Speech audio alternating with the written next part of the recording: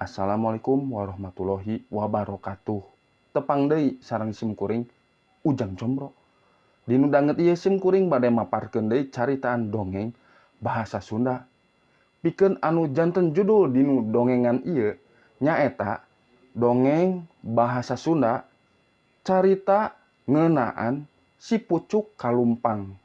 Mangga atuh nya ka pamiarsa wilujeng ngadangukeun.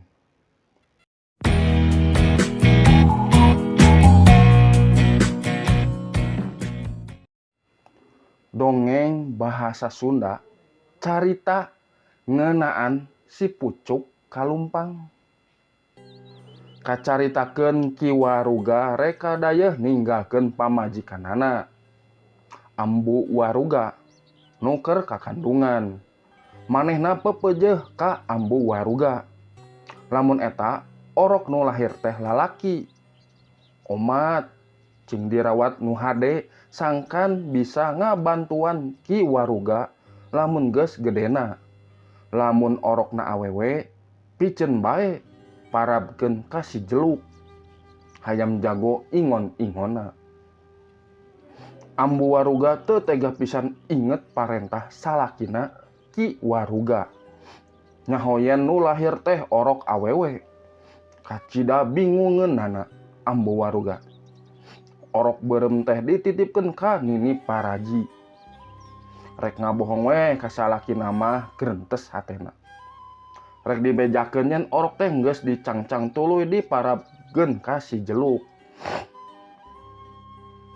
Padahal si orok teh dititipkeun ka Nini Paraji. Orok awewe teh dingaranan si pucuk kalumpang. Si jelug hayam jago teh bebeja ka ki Waruga sanggeus datang ti dayeuh.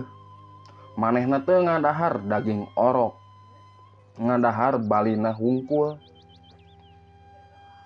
Orokna mah dibawa ka leuweung ku Nini Paraji. Kacida ambekna ki Waruga.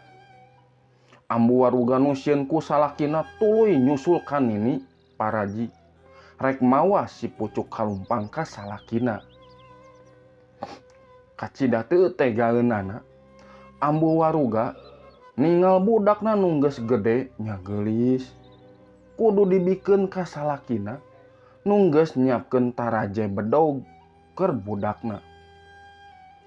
Ku talengesna ki Waruga keukeuh nitah si pucuk kalumpang naek kana taraje bedogna nepi ka saawak-awak pararotong tuluy diparabkeun ka si jelug.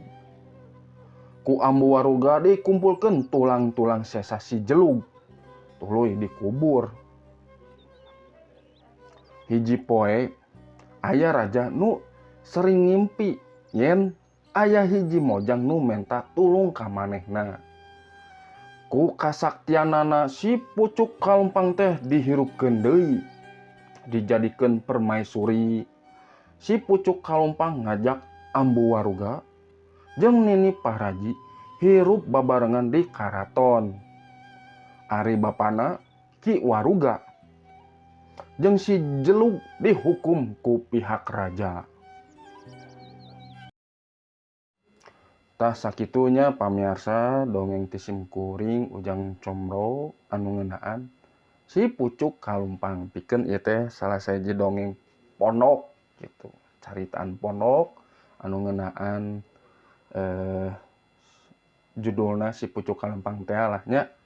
Dongeng-dongeng nyite lah kahalebatna mah.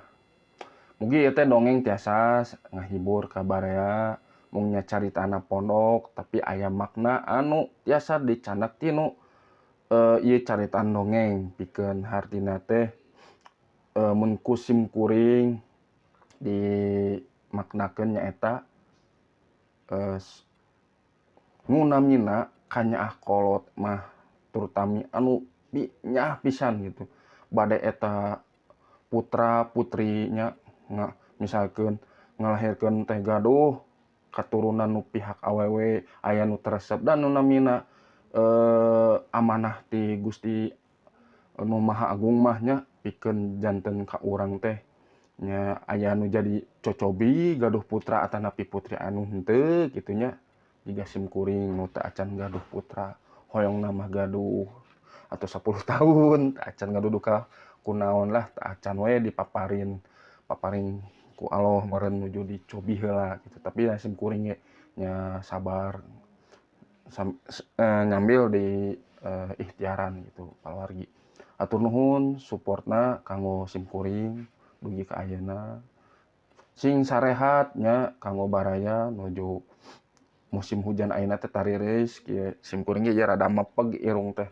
Rada aya nu ngahalangan di palih ti koro rongga ieu nya pangambu janten bade maparkeun dongeng teh rada aya punten rada ngirung gitu. Pedah ieu teu raraos gitu. Nya kitu we lah.